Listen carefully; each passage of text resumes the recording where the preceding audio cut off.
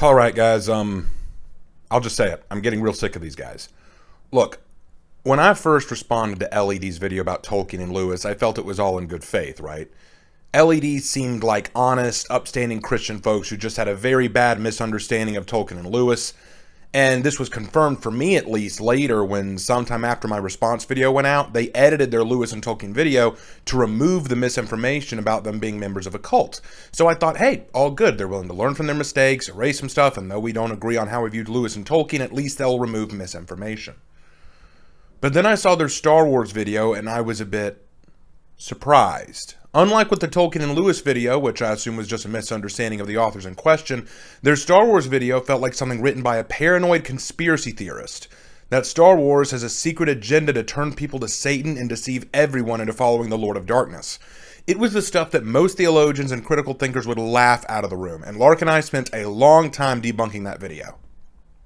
But now I've been directed to this, and frankly, I think my patience or any understanding I've had has just been removed. It's gone out the window, because now I firmly believe that their videos are no longer being made in good faith. I am now in the belief that they are actually lying to their audience. LED produced a documentary called Darkness of Anime Exposed, or Anime Exposed, whatever you want to call it. It's something along those lines. And this is a 4-part documentary series where the folks from LED try to explain how anime is evil, occultist, and anti-Christian at its core. Now, let me be clear. As a longtime anime fan, I can confirm that there are some anime out there that I wouldn't recommend to any Christian audience. Hentai, at its core, is just anime pornography. Ecchi can be very questionable and very erotic, as the name suggests, and there are some anime that have very dark, graphic, and sexual themes that are quite shocking for an unprepared mind or viewer. However, anime as an art form and style is not anti-Christian. It's about as anti-Christian as any other animated visual art form like Bugs Bunny, Tom and Jerry, the Justice League, or Rocky and Bullwinkle. None of these are necessarily promoting Christianity as a faith or belief, but they aren't harmful towards it either. They are secular forms of entertainment, and so long as the audience understands that, there's no harm in enjoying them. Now, I have no interest in watching the whole documentary. I don't want to watch all 4 parts. That's just not something I'm that interested in. Because after just watching this one piece on Dragon Ball, it's clear to me that much of what they will say will either be out of context, a misunderstanding of the source material, a blatant lack of desire to do any form of investigative work or study into the anime they're talking about, or they're just lying. If you want me to look at more of this documentary, let me know in the comments and I'll see if I should or could. But as of right now, this is all I'm willing to look at because this was painful. All right, context. As for Dragon Ball, I got into Dragon Ball Z when I was in high school and have been a mild fan ever since. It's by no means my favorite anime, and it certainly does have problems, but it's still a staple of the anime genre and the anime art style. Considered one of the first anime to truly take the world by storm and one of the first shonen to make it big in America, Dragon Ball Z and its characters like Goku, Vegeta, Frieza, Piccolo, and Krillin have all become household names around the world, spawning movies, reboots, spin-off series, and even philosophy books on some of the hidden lessons and ideals of DBZ, including lessons about forgiveness, outward versus inward thinking, the red extreme and the blue extreme in Japanese media, the meaning of power scaling when it comes to judgment, and the concept of destiny. All of these things, I am sure Akira Toriyama did not plan or necessarily intend when creating the series. And now, if you're not familiar with the series, I'll briefly try to explain. Dragon Ball can be broken into 4 parts. Dragon Ball itself, Dragon Ball Z, Dragon Ball Super, and Dragon Ball GT. Now, Dragon Ball features a boy named Goku, a boy with a monkey's tail and incredible fighting capabilities. He meets a girl named Bulma, who is in search of a mystical item called a Dragon Ball. In fact, she's looking for 7 of these balls that, when collected, will summon a magic dragon to grant a single wish. The series follows Goku as he travels the world in search of adventure, as well as the Dragon Balls. He encounters new allies, teachers, enemies, and of course, repeatedly saves the world from disaster. Dragon Ball Z is the more popular sequel to Dragon Ball. In this, Goku is now an adult and has a wife and son. Goku learns that he's not human, but in fact a Saiyan, an alien race of mighty warriors, and he was sent to Earth to destroy it. But something went wrong, and he no longer has any interest in destruction. He encounters others of his kind, including the Saiyan Prince Vegeta, who pushes Goku to new levels.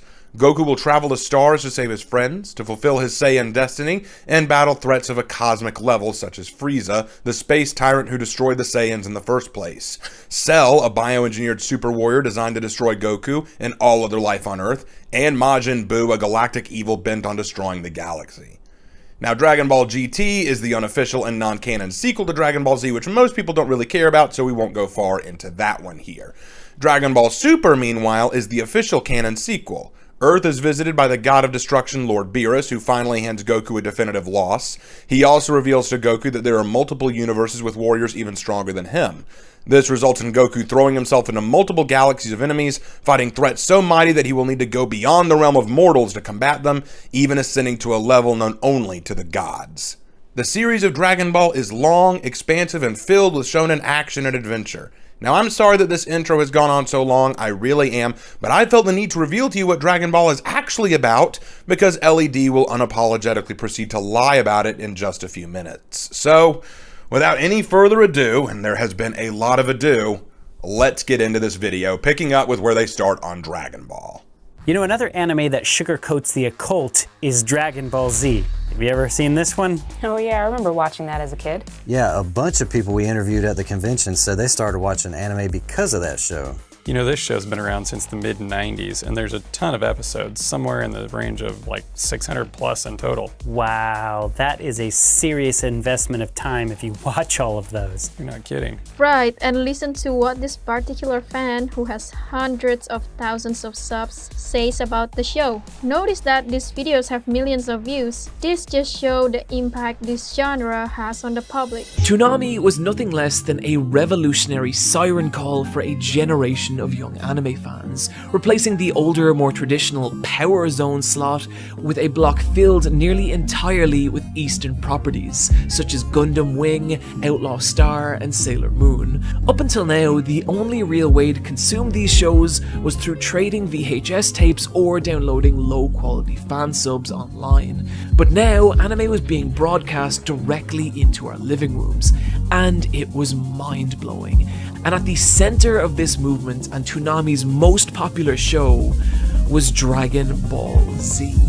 Keep in mind that this was late 90s American television, where the most popular animated shows were family-friendly titles like Doug and Rugrats.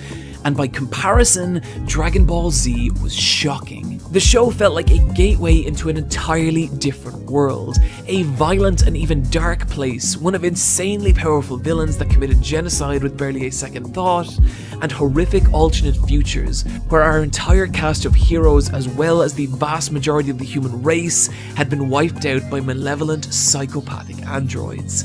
It was a series where people could suffer grave bodily injury and heroes could die. It felt like a show you shouldn't be watching, one that couldn't possibly be airing on children's television, and yet it was. I want to stress here that everything you have just heard came from a different video altogether, not LEDs. They have no actual understanding of Dragon Ball, and if they do, they are going to lie about it.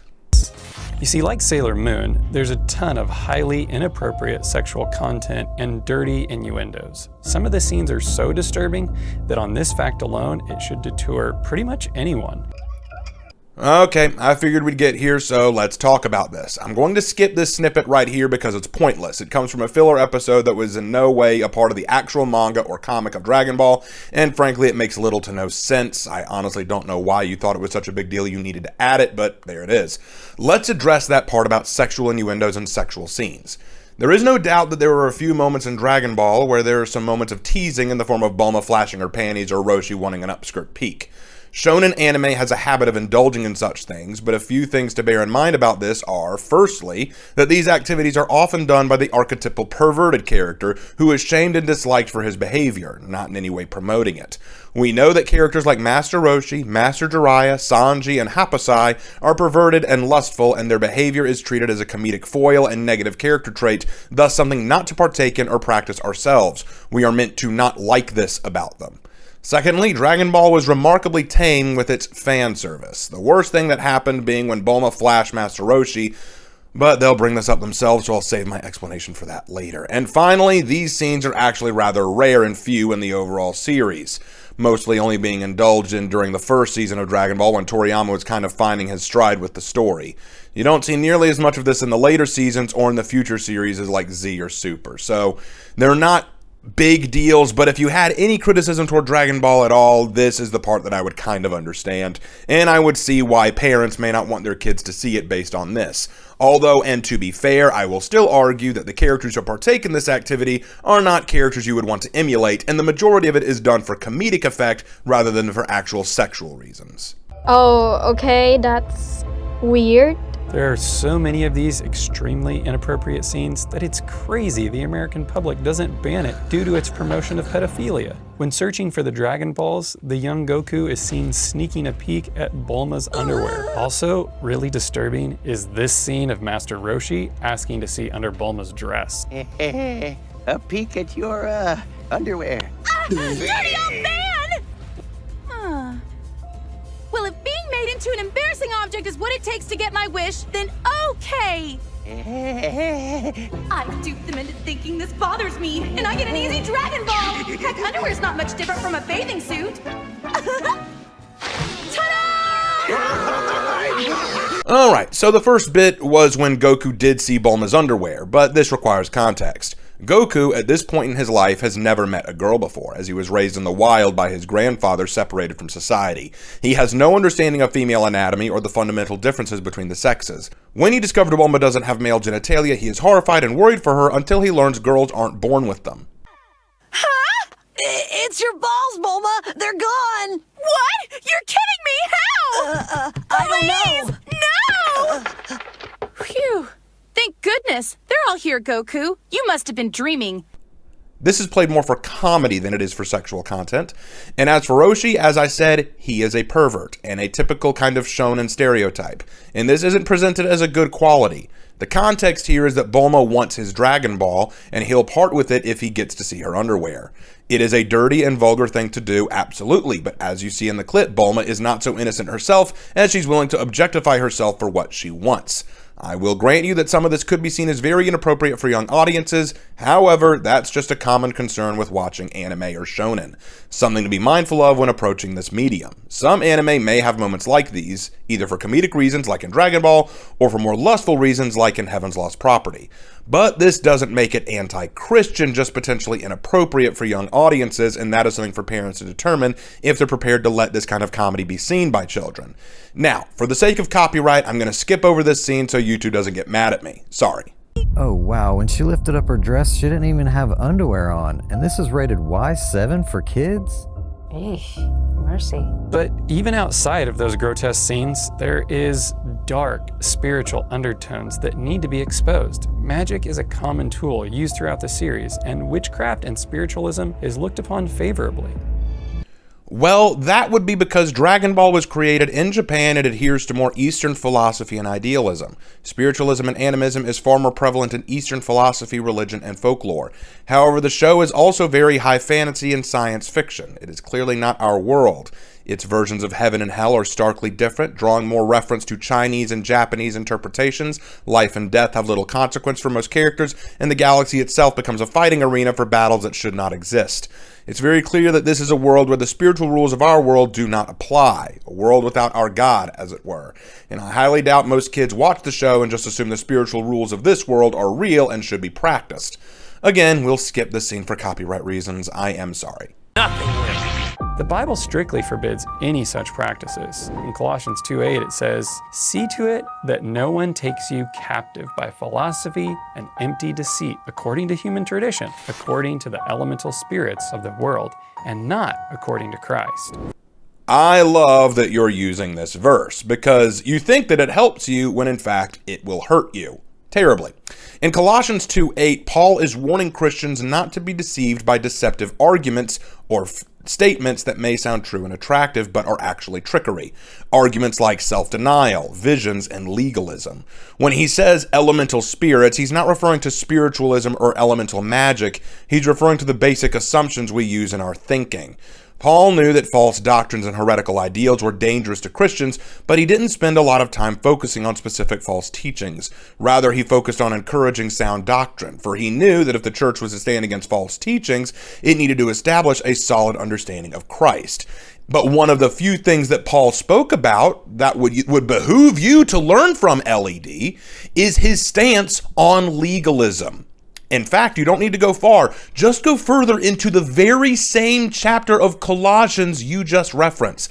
In Colossians 2:20 through 23, it reads, "Since you died with Christ to the basic principles of this world, why, as though you still belong to it, do you submit to its rules? Do not handle, do not taste, do not touch. These are all destined to perish with use because they are based on human commands and teachings. Such regulations indeed have an appearance of wisdom with their self-imposed worship, their false humility, and their harsh treatment of the body, but they lack any value in restraining sensual indulgence." For those of you who couldn't quite understand that, what it's basically saying is that legalism, the idea that, oh, you can't do that, you can't do this, you can't do that to be a good Christian, makes no sense because these are the teachings of men. You are making people worship rules of this world rather than the will of the Father. You see, legalistic thinking like yours, LED, does not accomplish God's purpose. It's simply outward performance rather than inward change. That's why you try so desperately to tie Satan and evil to everything you criticize. That's why you lied and said Tolkien and Lewis were occultists and in league with Aleister Crowley. That's why you tried to claim Star Wars was encouraging people to follow Satan. And that's why now you're about to argue in this video that Dragon Ball Z teaches spiritualism and animism and Satanism and Gnosticism, because even though these things are not anti-Christian in principle, even though Dragon Ball Z, Star Wars, and the works of Tolkien and Lewis are not anti-Christian in principle, you want them to be so that you can better beat your congregation over the head and scream, "Stop liking these things, like only the things I tell you to like." You behave like the Pharisees back in Jesus' day, building laws and rules and expectations that few, if any, could reach, and decrying all things of this world as wrong and to be avoided, which is near impossible to do, because God called us to engage with the world. If you had it your way, we'd all still be in our homes, binge watching sermons on repeat every day, glancing out of our window in terror for the day that Jesus descends, frightened of even walking outside for fear that Satan himself lurks behind the doorway, waiting to pounce on us. But Paul warns us in Colossians, in the chapter you brought up, not to be taken in by such deceptive thinking, and even criticizes legalistic thinking as deceptive and unchristian itself. Anyway, I'm done. Let's keep going. For example, the witch character Baba is referred to as the fortune teller Baba. Baba is an insulting word in Japanese that means old hag or old witch. Okay, Baba is Japanese slang. It's a shortened slang word for Obasan, which means old woman or grandmother. What you're likely referring to is the word Onibaba. Onibaba is the combination of two kanji, the kanji for demon or ogre, Oni, and the kanji for old woman, Baba. The word Oni is what makes the Baba portion evil. Sorry, sweetheart, have to correct you there. Although I will agree that using the term Baba is rude in public. It's something you probably should only use in private conversation. And Baba uses a crystal ball to see into the past, present, and future, something the Bible condemns as an abomination to God. Like when King Saul summoned the late Samuel through a medium, in reality, he was speaking to a demon. Yeah, although I've seen a couple episodes, I still don't understand what this anime is really about. Yes, in the Bible, using a medium to see into the future is seen as wrong because it's making pacts with devils and spirits. Good thing this is a fantasy world where they aren't teaching us how to do that kind of stuff, right? By that logic, couldn't we decry the Bible itself? After all, as you pointed out, Saul goes to a witch to see into the future. By her very presence in the Bible, shouldn't we say that the Bible is now unchristian just because it shared that story? We can't possibly involve characters who use magic because even mentioning them or showing them is somehow evil, I guess? Now, we're going to skip this part of the video, not because of copyright, because they go from here into just advertising their full documentary, and we're not going to go into that. Let's keep going. Let me see if I can explain.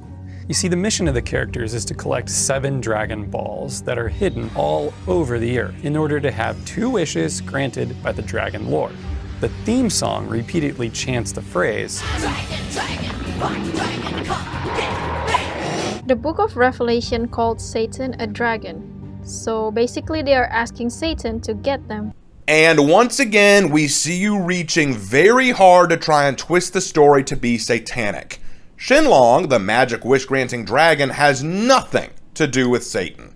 While it is true the Bible does indeed refer to Satan as a dragon in the book of Revelation, Shenlong is inspired by dragons of Eastern folklore, who are in no way connected with Satan and can be benevolent and kind to mortals. It's baffling to me that you shoved your head so deep into the sand that you people can't even understand the difference in Eastern and Western culture.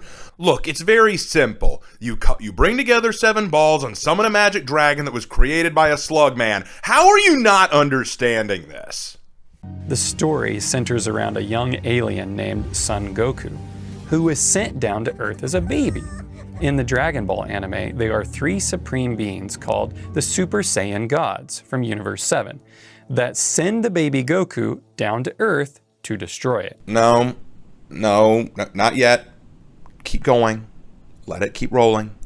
Isn't that kind of like the story of God sending Jesus down to Earth?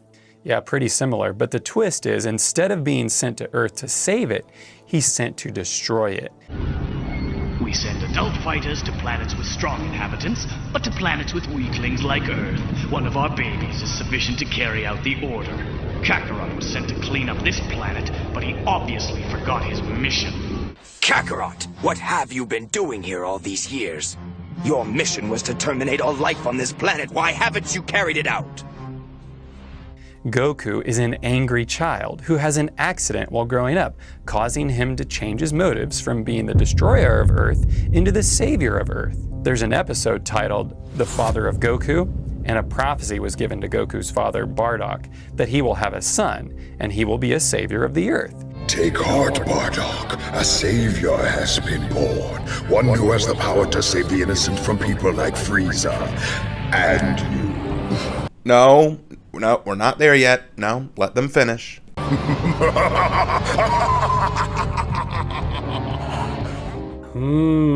Someone else who wanted to become more powerful than 3 supreme beings.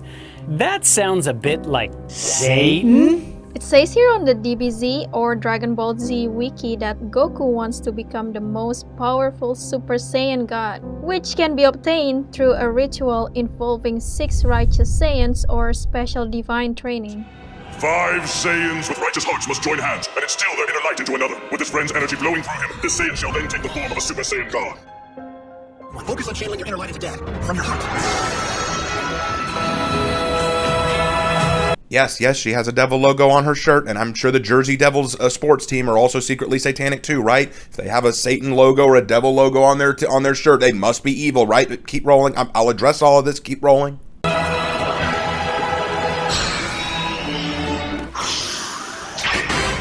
That's right, Michelle. Now you're seeing who this really is. In the end, Goku takes the war back to heaven and destroys it.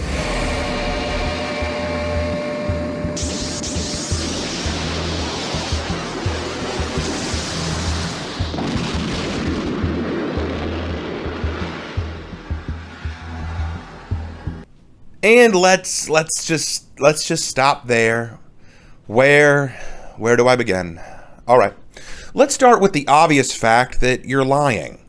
I mean, the girl even pulls up the wiki on Super Saiyan Gods and lies about Goku's motivations, saying that according to the wiki, he wants to become the most powerful Super Saiyan God. Well, that is not in the wiki page you brought up, nor is it an accurate understanding of Goku's motivations. Goku wants to be the strongest warrior he can be, always willing to challenge himself and push his limits. He also wants to protect the Earth and his friends, willingly risking his life for their sake. Super Saiyan God is just another power-up for him in order to achieve those goals. So we now know that you are actively lying, making me wonder what else you could be lying about. Well, how about the part where you say 3 supreme beings called Super Saiyan God sent Goku to Earth? This is blatantly false, as in the very clip you show, Raditz explains that it's Saiyan culture to send their weaker offspring to weak worlds as babies so they will grow up to destroy the planet. Goku was not chosen by 3 Super Saiyan gods, as the very level of Super Saiyan itself was just a legend, and thus there were no Super Saiyan gods at all at this point. He was not chosen by 3 individuals, he was discarded because of his low power level. He does not bring the war to heaven and destroy heaven because, for this to be a proper analogy, that means he'd have to go back to planet Vegeta, where he was sent from, and destroy it. But that's not the clip you showed. The clip you showed was when Goku teleports to android Cell to King Kai's planet in the heavenly realm, and Cell explodes, destroying the planet, not heaven itself. So you're wrong on multiple levels in this one detail. Goku did not take his vendetta to heaven. He did not destroy heaven. It was not him who destroyed King Kai's planet, and he did not destroy his homeworld where he came from. On every freaking level, you are wrong. And since you showing you have access to the wiki, that means you either chose not to look it up or you are lying. If we want to be real for a moment, Goku's story was likely more inspired by Superman's story, which in turn was inspired by the story of Moses, a baby boy who was a savior sent away from his desperate and dying people as a baby so he could grow up elsewhere and one day either save his people or avenge them. Moses actually connects far better to Goku than Satan does. There's even a similar story of a tree in a garden, just like Sailor Moon, twisting the concept of the Tree of Life. It's called the Tree of Might, sometimes referred to as the Tree of Death. But once again, you can see the inversion of the truth. When one eats it, they gain more power. Only Kai, who are the kings of the universe, and eternal dragons are meant to eat the fruits. You mean I'm not allowed to eat any of that? You got that right, buddy. That tree there, it belongs to the great King Yama, and only he can eat the fruit. Aw, come on, just one piece.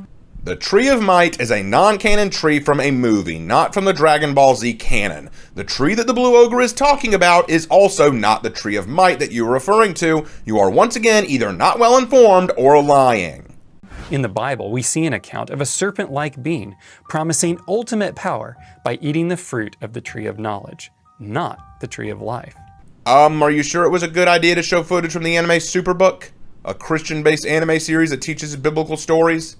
Doesn't that discredit your whole thesis that anime itself is unchristian? It's interesting that they get their power from the dragon, who is called the Eternal Dragon God, or Dragon Lord. The owner of the tree is King Yama. Here it says that Yama's occupation is a judge. Dragon Ball Z has a lot of Gnostic imagery, flipping the idea what's good and what's evil. Yama is actually a deity in the Buddhist faith known as the King of Hell. Yama is said to judge the dead and is the one who decides if the soul goes to heaven or hell.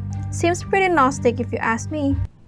You can't help yourself, can you? You just can't help it. You are again lying.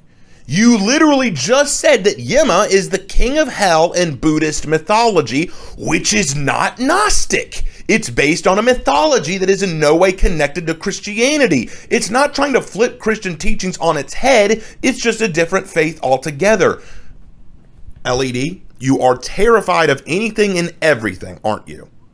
Buddhism is not Gnosticism. It is in no way connected to Christianity. It is a different kind of faith altogether. Maybe, just maybe, it might have passed your notice, but maybe the whole of Dragon Ball was inspired by Buddhism more so than Christianity, and therefore trying to push Christian themes and narratives onto it and trying to push the Bible on it is not a good idea. It sure does. And so on the surface, Goku may seem like a Christ type, but when you really compare him with the Bible, he actually shares more characteristics with Lucifer. Goku is really a type of Satan, which is made to appear like a savior of the people. Yep. There it is. Just like with Star Wars, you want desperately to turn Dragon Ball into a Satanist narrative. Even though you yourself just admitted that there were elements of Buddhism, you still want to apply the Bible to the story. I can't fathom how deluded and ignorant you have to be to do this. This story borrows from Buddhism and Eastern philosophy. It has nothing to do with the Bible. Stop trying to ham-fist the Bible into everything in entertainment. Son Goku's character is based on the Chinese mythological character called the Monkey King, who in the myth gets invited to heaven and believes he will receive an honorable place as one of the gods, but is instead made the protector of the horses, essentially a stable boy, which is the lowest job in heaven. He rebels and proclaims himself the great sage, or heaven's equal. Which so happens to be the similar story of Lucifer, who wanted to be honored as a god and eventually rebelled against heaven. He was cast down to earth, the lowest place in the universe. Okay, but who cast Sun Wukong from heaven? Did you read Journey to the West, or were you afraid of that book too? Was it God who cast him? No, it was the Buddha. Sounds like a Buddhist story to me. And also, do you know what happened to Sun Wukong at the end of Journey to the West? He achieved Buddhahood. He completed his quest. He redeems himself. Satan sure as hell doesn't do that.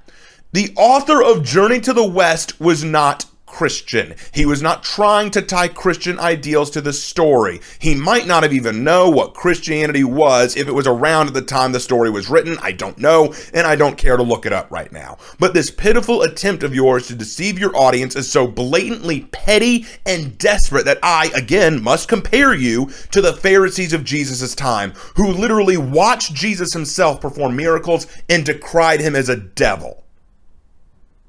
You are liars at worst and ignorant at best. And if you are truly ignorant, you are proud of it, which might actually be worse in this case. Yes, he sure was. And Goku's father-in-law is known as the Ox Satan. His alias is the King of Demons. In other words, his father-in-law is the ruler of demons. He lives on Fire Mountain, which is located in the Diablo Desert. That's interesting. Here also says Goku-san is married to the daughter of Mr. Satan. They had a baby who they named Pan. Of course they did. Allow me to introduce the greatest woman in the world, my wife Fidel. And this is her dad and infamous father-in-law, Mr. Satan. And this cutie patootie is our daughter. Say hi, Pan. Pan is the Greek god where we get our modern depiction of what the devil supposedly looks like, with horns and goat feet, and he causes panic. All right, I can explain this too. I like how at the very beginning of his documentary, they say that they did some digging into anime. They clearly didn't dig far enough. Akira Toriyama loves name puns. Every character's name is a pun on something. For example, all of the Saiyan characters' names have vegetable puns. Kakarot is a carrot. Vegeta is vegetable. Nappa is Nappa cabbage. Bardock is Bardock root. Meanwhile, characters like Bulma's family are named after underwear, like her father, Dr. Briefs, or her daughter, Bra, or her son, Trunks. Mr. Satan's family are all named after the devil. Mr. Satan and his daughter, Videl, which is basically devil mixed up. Now, as for Pan, this is actually a clever double meaning. Gohan, Goku's son, is a name pun that means rice in Japanese, and Pan means bread. Both are grain-type foods, but Pan can also be connected somewhat to the devil, name pun.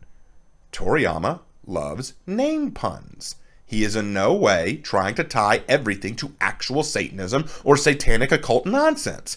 In fact, if you want to get really meta, Mr. Satan is actually a weakling and a coward treated as a joke in the story, where he proclaims to be the world's strongest human and takes credit for most of Goku's victories, but in reality can't measure up to anyone else. Despite being the world's hero, he is the weakest one out of all the cast, thus making it a joke that everyone worships Satan, who himself is a giant joke. They're not even hiding whose side Goku is on. Goku's team is called the Dragon Team. They're called the Z Fighters, you idiot. Most people know that. It's where you get the term Dragon Ball Z from. You can't be serious. The character Mr. Satan, who is also part of the Dragon Team, is adored by all and sometimes referred to as the savior of Earth and the universe. He yelled at him? A pretty brazen move, yelling at our planet's savior. This kind of reinforces the idea that Satan is the good guy and will be the savior of Earth. Wow, that's pretty blatant. That's the joke. That's the joke. They don't actually think that the real Satan is going to be the savior of Earth. They're not trying to send some secret subliminal message that Satan is going to rise up and rule over Earth, and they support that. It's a joke. Everyone thinks that Mr. Satan is the guy who fights all the bad guys and saves the day, when really he's a sham and a charlatan, but they all buy into it. That's the joke. That's the pun. That's where it comes from. How does this humor go over your head? This is incredible. And just so there's no mistaking exactly whose side this character truly represents, Mr. Satan's daughter, with one of Goku's sons, drives a car with Satan and 666 written on the side of it. What number did you just say? 666. After Goku dies and is resurrected, he stands before King Yama, who is the god that judges whether the soul goes to heaven or hell. Yeah, King Yama looks more like Satan than the god of heaven. Interesting, since it's the god of heaven who is the one that judges the soul whether it is fit for heaven or hell. You are pathetic. You're still on the King Yama thing? He is the ruler of hell in Buddhist mythology. In Buddhist mythology, there is no God. There's no Yahweh. The Lord in heaven is not what they worship. Yama is the one who does the judging. It's a different mythology altogether. You literally said that earlier, and now you're trying to say he's Satan? Just stop it. And as for the 666 on the car, that's a reference to the name pun again. Satan and Videl are in no way actually Lucifer. Oh. All right, knock it off out there, you bodiless tramp. Single file. It's not too late to be sent down below, you know. Yeah, you can clearly see this flipped upside down world when Goku leaves Yama and wants to travel to a particular part of heaven. He must travel on Snake Way to get there. Yeah, look at how the road is windy, where the Bible describes the path to heaven as the straight and narrow. In Matthew 7:14 it says, "Because straight is the gate and narrow is the way which leads to life, and few there be that find it." The Matthew verse is not talking about a physical path. It's talking about living a life according to Jesus' word. The path Jesus lays out is narrow and hard to walk along, and few will be able to walk it, whereas wide is the gate that leads to destruction. The Snake Way path has nothing to do with the straight and narrow path of the Bible. One is physical, the other is metaphorical. Wait, so do many of Dragon Ball's villains have common attributes of God? Actually, they do. For example, the villain King Cold has a title called the King of the Universe. Frieza, his son, is like the Prince of the Universe, much like Jesus is referred to as the Prince. Jesus is referred to as the Prince of Peace. Tell me, is Frieza referred to as the Prince of Peace? Or is he just a prince? By that logic, any prince in any movie or TV show ever could technically be an allegory to Jesus. Do you not realize just how desperate you sound right now? King Cold has two sons, making his family somewhat of a kind of trinity. This is my son. I'm retiring effective immediately. From this moment on, Frieza will be your commander. In other words, the Cold Force has now become the Frieza Force. Okay, all right. Frieza represents the Trinity. Frieza's family represents the Trinity. Okay, so which is it, you morons? Are the three Saiyan gods that you talked about earlier, the ones you claim sent Goku to Earth, are they the symbol of the Trinity, or is it the Frieza family? Do you not know how allegory works? Do you just think that all of Goku's enemies somehow symbolize God? Oh, by the way, I have a father and a younger brother. Does that make us the Trinity too? Can we be considered God now? Do you not hear how desperate you are? There's a prophecy that King Cold's son will die. Frieza dies multiple times, and each time he's resurrected. Welcome back, Lord Frieza. Don't dream of resurrecting again. That's kind of like the prophecy that was told to Adam and Eve in the Garden of Eden, which talks about how Jesus will ultimately bruise and crush the head of Satan. In Genesis 3:15 it says, "And I will put enmity between thee and the woman, and between thy seed and her seed, and it shall bruise thy head, and thou shalt bruise his heel." And that prophecy was visualized in the fight where Frieza put his foot upon Goku's head, as well as his son's. My dear viewers, there it is. Desperation at its finest. They are so effing desperate to make it sound like Toriyama was making out biblical analogy, trying to claim Satanism in Dragon Ball. that we have resorted to this. A visual gag of Frieza holding down Goku underwater with his foot is now symbolic of a Genesis Bible verse that I am willing to bet money on Akira Toriyama never even thought about. Desperation at its finest. Frieza has many forms throughout the series, but it is the same person. During the fight with Frieza, he asks Goku who he is, and he says he is the savior of the world. What are you? I am the hope of the universe. I am the answer to all living things that cry out for peace.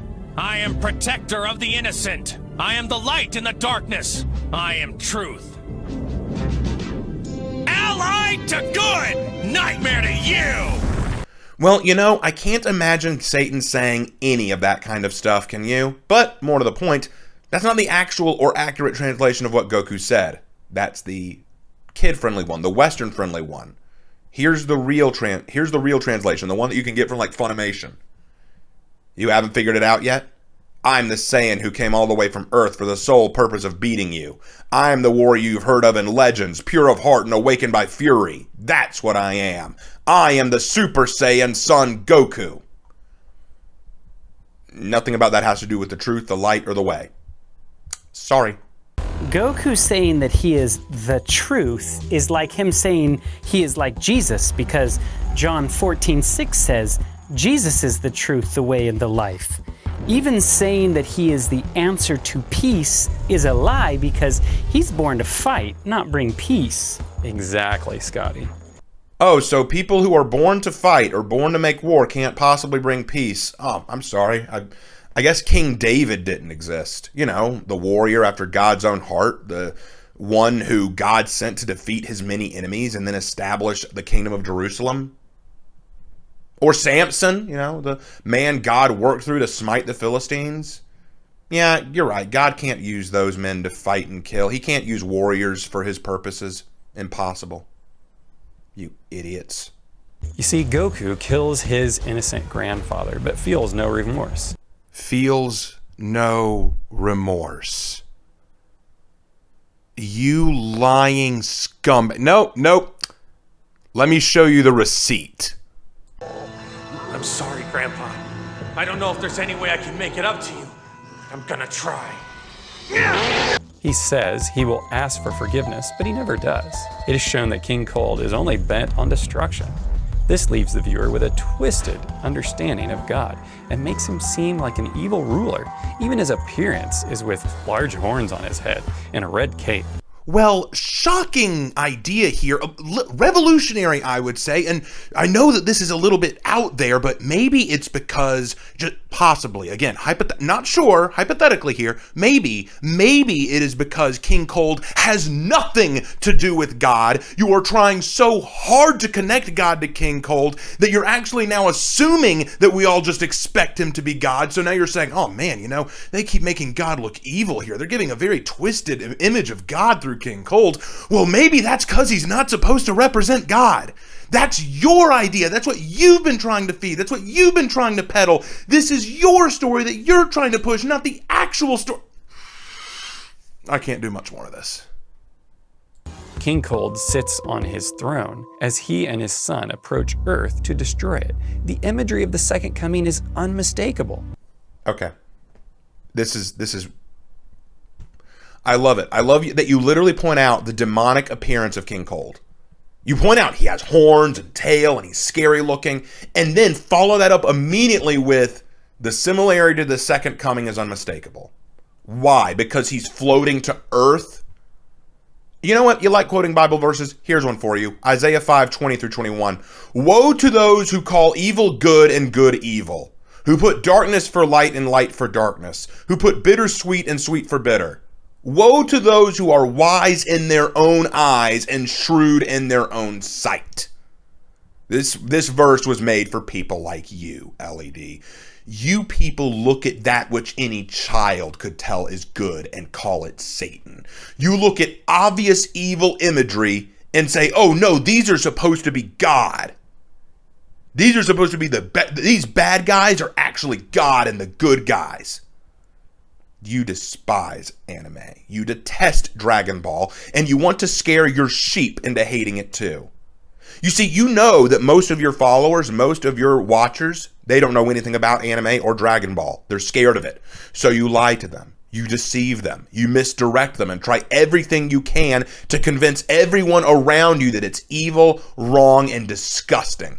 And you're so desperate to do this that you actually try to call the objective, pure-hearted, compassionate savior hero of Son Goku and call him Satan. And you call the objective evil tyrant Frieza Jesus, because you want us desperately to believe that this anime is trying to corrupt people.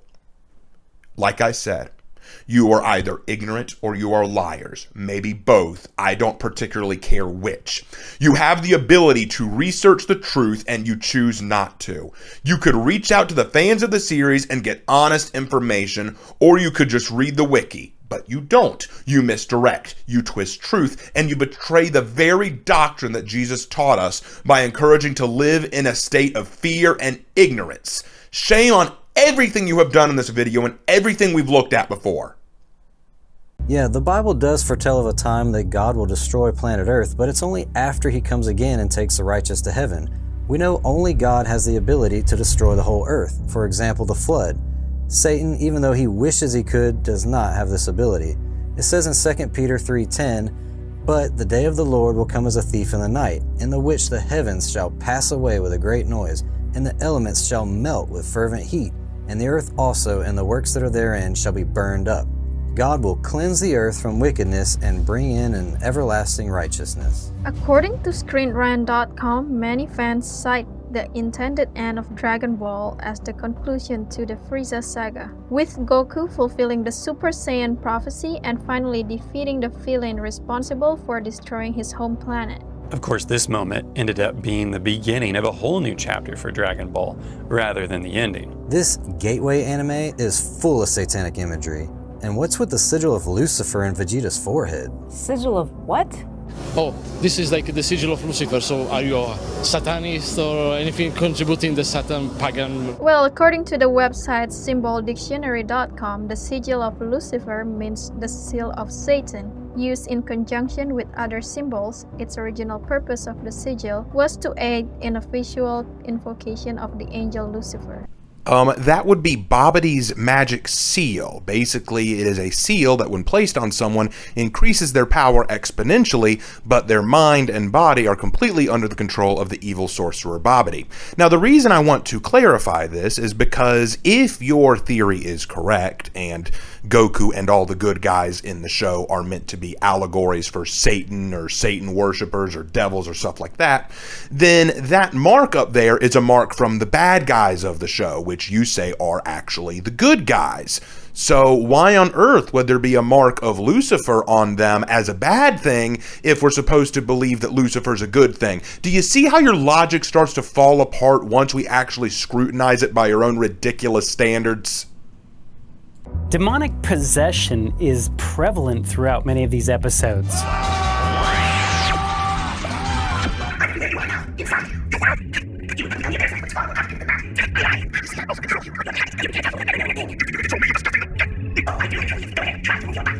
And whenever a character's possessed, we see that sigil in their forehead.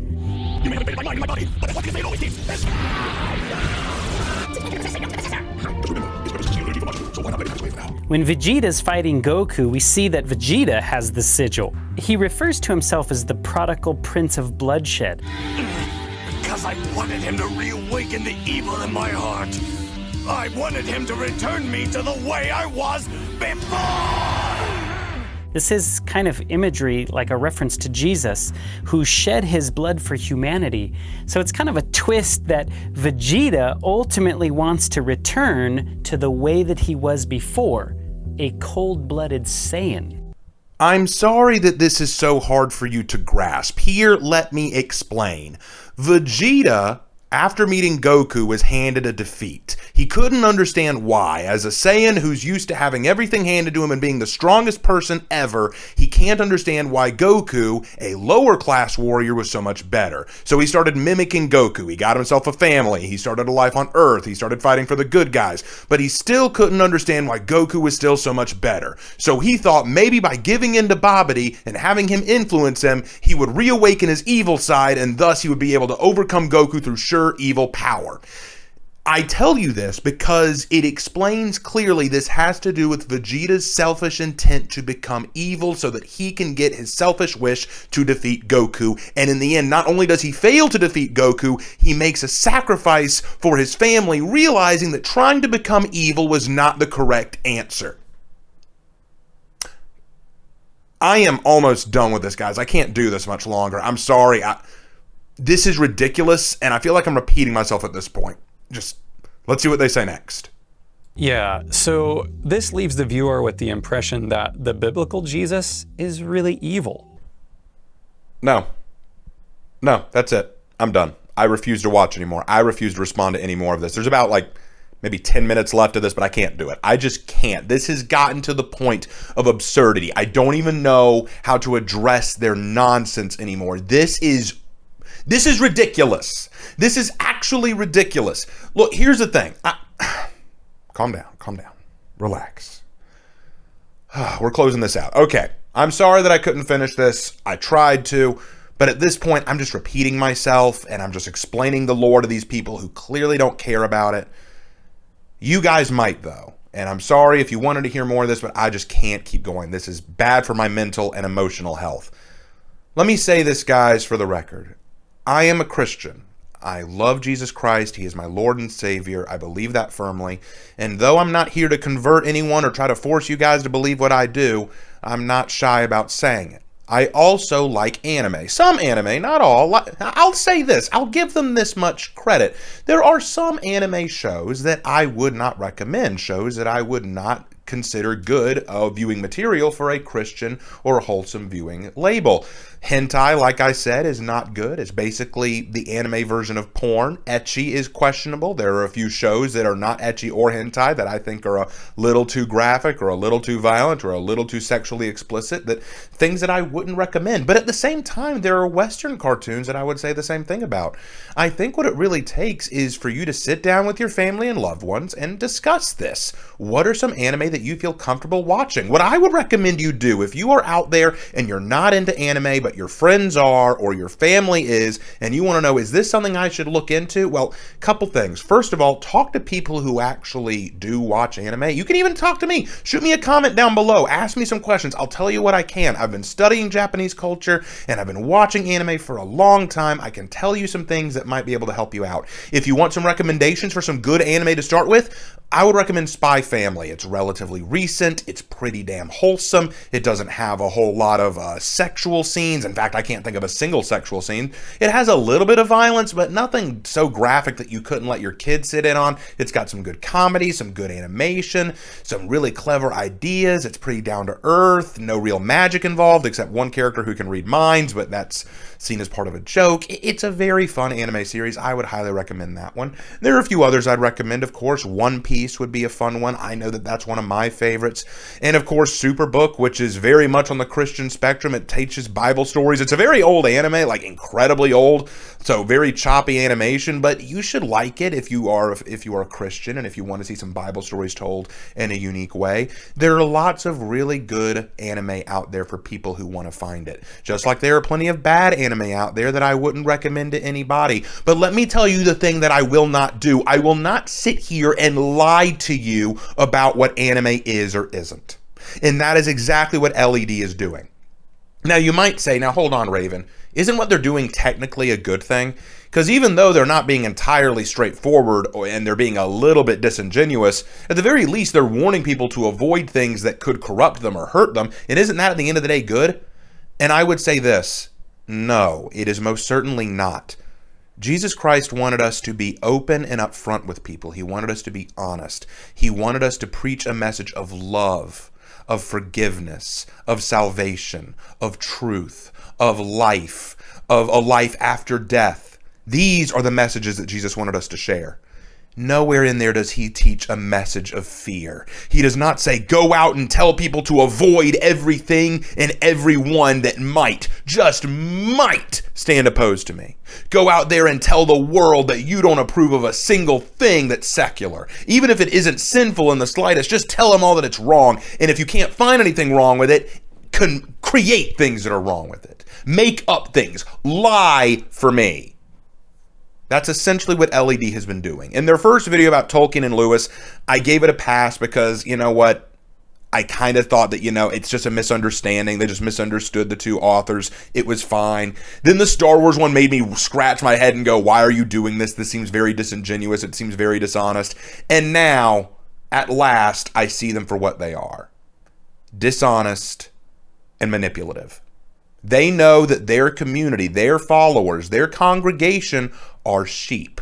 People who will just listen to whatever they're told because that deep down, they're afraid of the world. They're afraid of anime. They're afraid of the media because they're all afraid that it has to do with the end times, that it has to do with Satan and the devil and that they're going to get corrupted. But rather than them coming forward and saying, no, listen, here's the truth, and being peaceful and teaching hope, instead, they teach fear. Be afraid of everything. Be afraid of everyone. Always shirk back from the things that could possibly hurt you. And when they say, well, what's wrong with it? Instead of saying, well, we're having trouble finding anything, you just lie. It would have been fine with me if you just said, you know what, guys? Japanese anime is a unique and creative entertainment medium, but we can't recommend it because in a lot of anime, you'll find things like graphic violence or sexual scenes that we can't really approve of. It's not the case with all anime, but it's the case with enough of them that we just can't approve of it. If you had said that, I would have gone, okay, fine.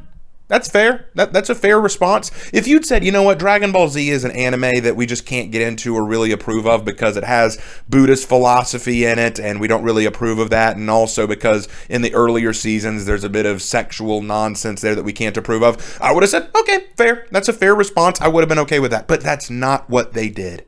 That is not what they did. They tried to twist the story to suit a Satanist narrative. They love to throw, this is Gnostic. This feels very Gnostic, doesn't it? They're trying to flip everything on its head. You ran to Eastern history, Eastern mythology, Eastern philosophy. You ran to all that and tried to claim it was anti-Christian, deliberately trying to tell a story of Satan being the good guy when they probably had no idea who Satan was or cared in those stories. It's disingenuous, dishonest, and frankly wrong. I cannot condone this, LED. I cannot approve of this. This feels wrong to me. You do genuinely feel like the modern day Pharisees who would look at Jesus and say, hey, you can't do that. You can't do that. You can't heal on the Sabbath. That's wrong. That you can't do that. That's against the law. That's wrong. You can't do this. And Jesus would say, who was the Sabbath made for? You're the same Pharisees who would look at Jesus healing the sick or the possessed and say, he does this in the name of the devil. This is the devil. Because that's what you point at everything, isn't it? At Anakin, at Luke Skywalker, at Goku. They're the devil. They're evil. They're wrong. Even though they haven't done anything necessarily wrong in their stories. They're the good guys. But because you hate them so vehemently, you will portray them as the villains. You live in a state of fear and you encourage others to live in it as well. And frankly, that's not healthy either physically, mentally, or spiritually. I'm sure if LED watches this video, and I don't know if they will, but if they watch this video, they may get upset. And I'm sorry for that. I don't want to start a war with you guys. I genuinely don't. This will probably be the last video I do a response video to them unless they just do something absolutely egregious. But frankly, I think I've seen enough of their content at this point to kind of get an idea of what they're all about and what they do. As for you guys, I hope you enjoyed this video. I know it was a very, very long one. I think it's actually an hour long. It's time for me to go, guys. I need to go. I need to rest. I need to calm myself down. Thank you guys so much for watching. If you have any questions about anime or about my faith or anything like that, feel free to hit me up in the comments below. I'd love to talk to you about it as long as you're respectful. What do you guys think about what LED said? Do you think that they have a point that I'm missing, or do you think that it's just all ridiculous like I said? Please let me know. And as always, I will see you in my next video. Take care.